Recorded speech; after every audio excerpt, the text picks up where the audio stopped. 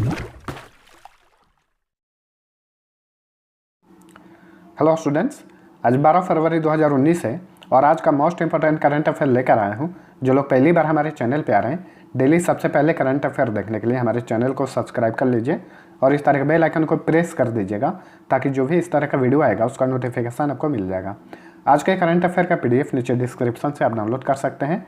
आप daily current affair का PDF हमारे टेलीग्राम से भी डाउनलोड कर सकते हैं। वीडियो के लास्ट में आपसे 2 क्वेश्चन करूँगा, जो क्विज होंगे उसका आंसर आपको नीचे कमेंट में लिखना है, ठीक है। और वीडियो पसंद आएगा तो लाइक और शेयर भी कर देना। अब चलिए स्टार्ट करते हैं। पहला क्वेश्चन है, हाल ही में किस राज्य ने कालिया छात्रवृत्ति योजना शुरू की है? ओडिशा की सरकार ने शुरू की है कालिया छात्रवृत्ति योजना। Option A right answer. इस छात्रवृत्ति योजना का लाभ कालिया योजना से लाभान्वित होने वाले किसानों के बच्चों को मिलेगा, ठीक है। तो पहले से ही ओडिशा में कालिया योजना चलती है, तो उसका लाभ जिन किसानों को मिलता है, ये कालिया छात्रवृत्ति योजना का लाभ उन्हीं किसानों के बच्चों को मिलेगा, ठीक है।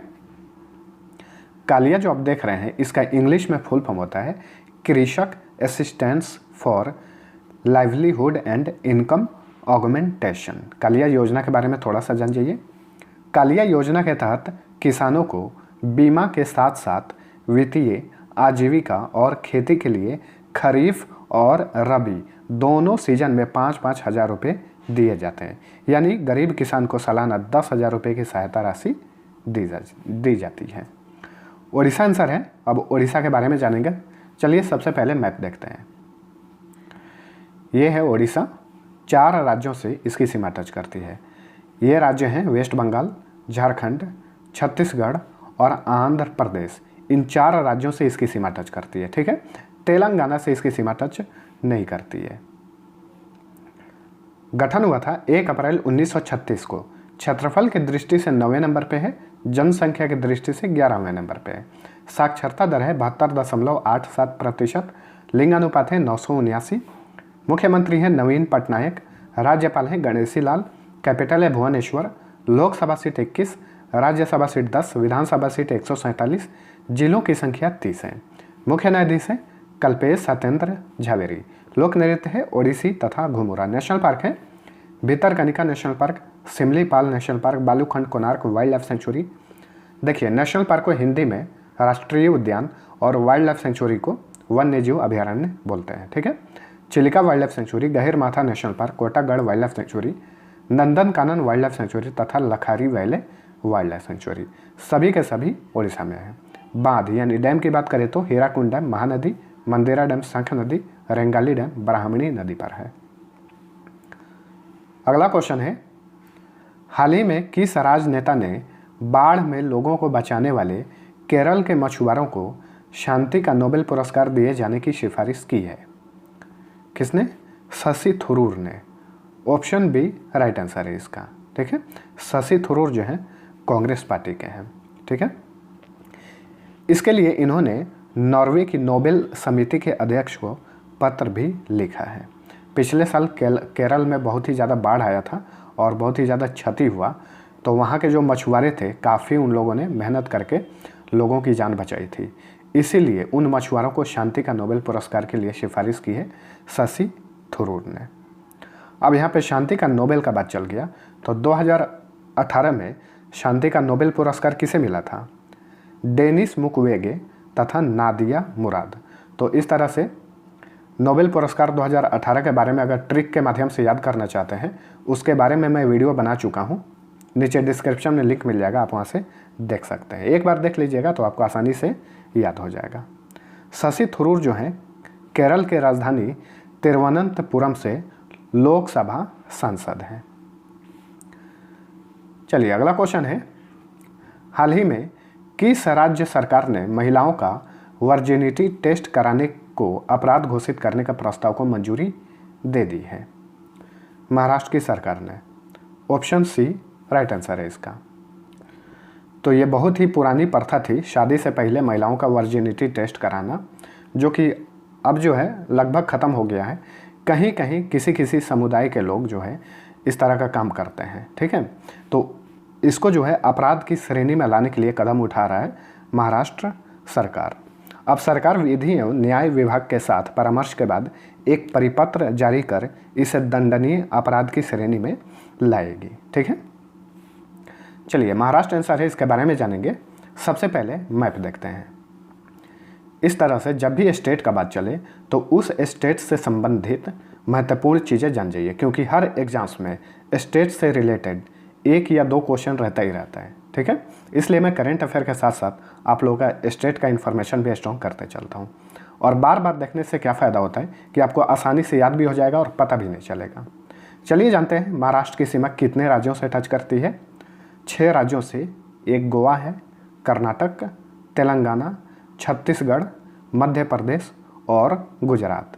6 राज्यों से महाराष्ट्र की सीमा टच करती है। गठन हुआ था 1 मई 1960 को।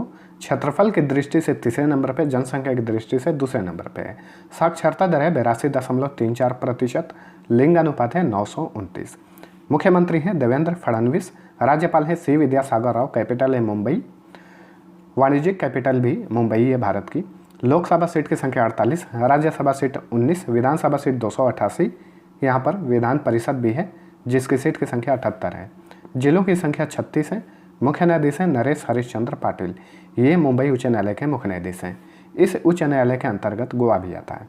लोक नृत्य है लावणी। नेशनल पार्क है Chandoli national park, Navegaon national park तथा संजय गांधी नेशनल पार्क। इस एक संजय गांधी जैविक उद्यान है, वो पटना में है। डैम की बात करें तो कोयना डैम कोयना नदी तथा उज्जैनी डैम भीम नदी पर है। अगला क्वेश्चन है, अमेरिका के राष्ट्रपति डोनाल्ड ट्रंप ने हाल ही में किसे विश्व बैंक के अध्यक्ष पद के लिए मनोनीत किया है? डेविड मल्पस को। Option D right answer. David Malpass जो हैं अमेरिकी राष्ट्रपति डोनाल्ड ट्रंप के मुख्य आर्थिक सलाहकारों में से एक हैं, तो विश्व बैंक के अध्यक्ष यही बनेंगे, यानी प्रेसिडेंट। इससे पहले विश्व बैंक के प्रेसिडेंट कौन थे? Jim Yong Kim.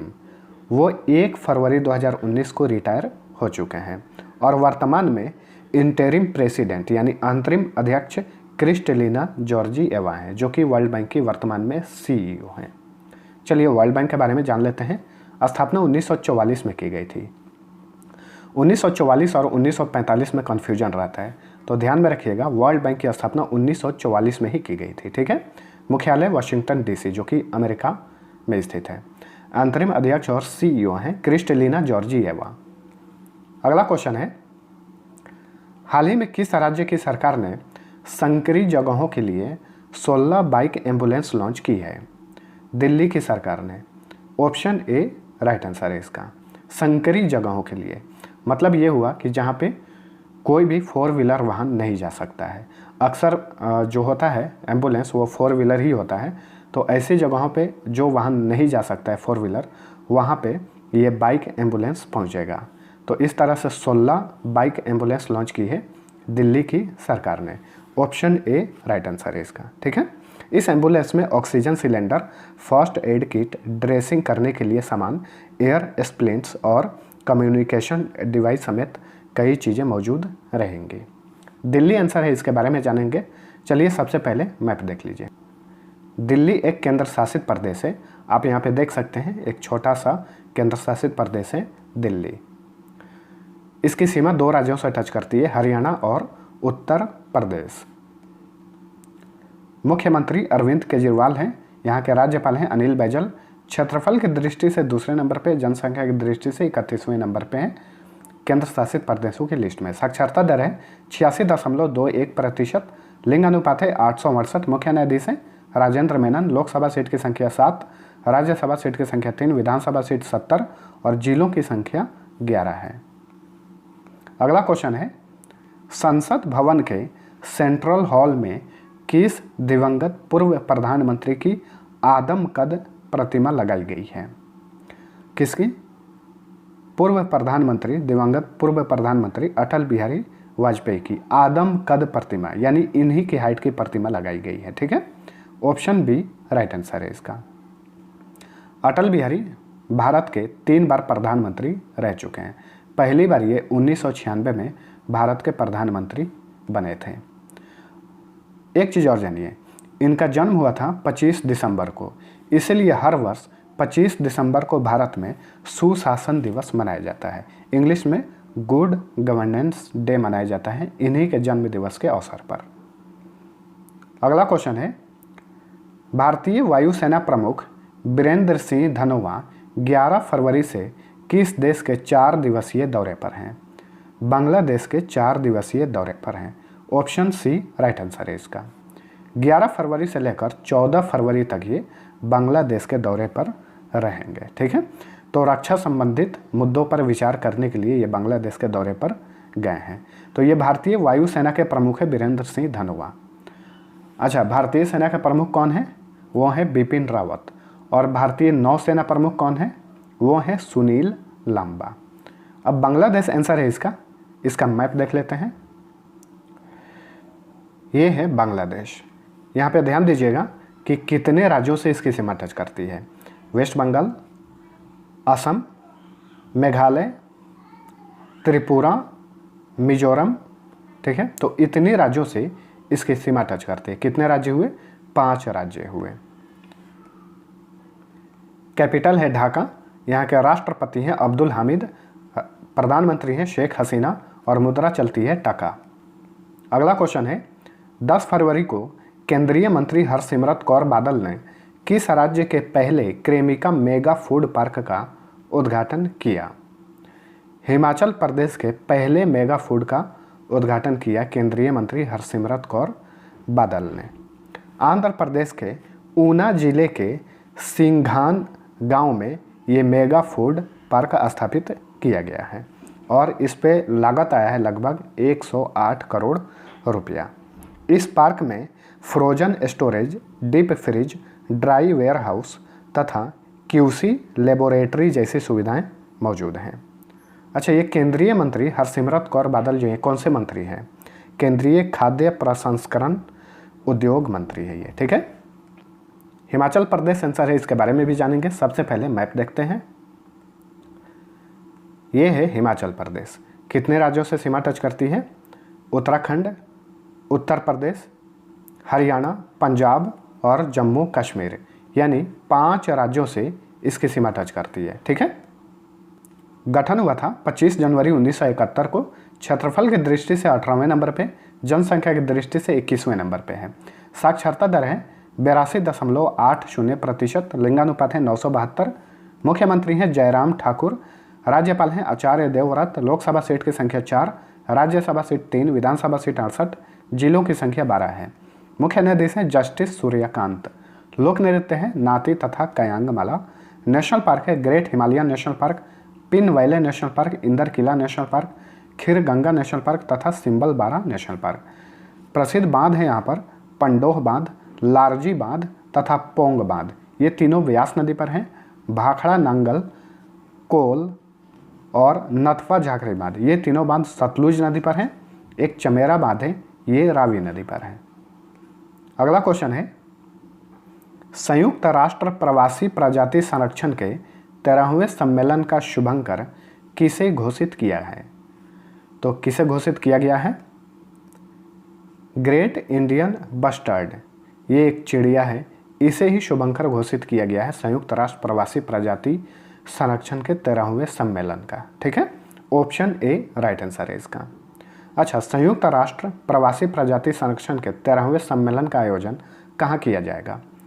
गुजरात की राजधानी गांधीनगर में। कब से कब तक? 15 फरवरी से लेकर 22 फरवरी तक इसका आयोजन किया जाएगा गांधीनगर में। अगला क्वेश्चन है, ग्रैमी अवार्ड 2019 में निम्न में से किसे एल्बम ऑफ द ईयर का पुरस्कार मिला है? तो ये मिला है गोल्डन आवर को। ठीक है, option B right answer. Golden hour, hour जो है HOUR, आवर, घंटा वाला आवर। ठीक है, गोल्डन आवर को मिला है एल्बम ऑफ द ईयर का पुरस्कार। इसी पुरस्कार में और भी कुछ महत्वपूर्ण पुरस्कार दिए गए हैं जो आपके लिए जानना जरूरी है। नीचे लिख दिया हूँ, आप पढ़ सकते हैं। देखिए, गोल्डन आवर एल्बम जो है किसकी एल्बम है? कासे मुसग्रेव की एल्बम है। ठीक है, और इसी ग्रैमी अवार्ड 2019 में सॉन्ग ऑफ द ईयर का पुरस्कार मिला है this is America. Donald Glover तथा लुडविग गोरांसन ने इसे गाया है। और बेस्ट न्यू आर्टिस्ट का पुरस्कार मिला है डुआ लिपा को। तो अक्सर एग्जाम्स में ये भी पूछ देता है कि ग्रैमी अवार्ड जो है किस क्षेत्र में दिया जाता है। तो संगीत के क्षेत्र में दिया जाने वाला पुरस्कार है ग्रैमी पुरस्कार। अमेरिका के लॉस एंजलिस में यह अवार्ड वितरित किए जाते हैं अक्सर। ठीक है, अगला क्वेश्चन है 11 फरवरी को प्रधानमंत्री नरेंद्र मोदी ने कहां पर पेट्रोटेक 2019 का उद्घाटन किया। तो इसका उद्घाटन इन्होंने किया ग्रेटर नोएडा में। ऑप्शन सी राइट आंसर है इसका।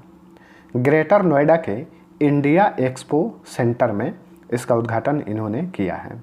यह भारत का प्रमुख हाइड्रोकार्बन सम्मेलन है जिसका आयोजन पेट्रोलियम एवं प्राकृतिक गैस मंत्रालय द्वारा किया जा रहा है।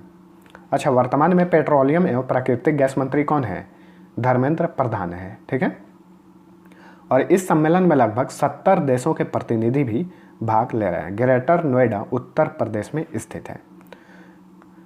चलिए अगला क्वेश्चन है Chennai open ATP challenger tournament 2019 का खिताब किसने जीता है? तो ये जीते हैं कोरेंटिन मोटाइट ने। ऑप्शन ए राइट आंसर है इसका। ठीक है, इन्होंने किसको हराकर जीता है? एंड्रयू हैरिस को हराकर इन्होंने जीता है। कोरेंटिन मोटाइट जो है फ्रांस के हैं और एंड्रयू हैरिस जो हैं ऑस्ट्रेलिया के हैं। इसी के साथ कोरेंटिन मोटाइट का यह दूसरा चैलेंजर खिताब है।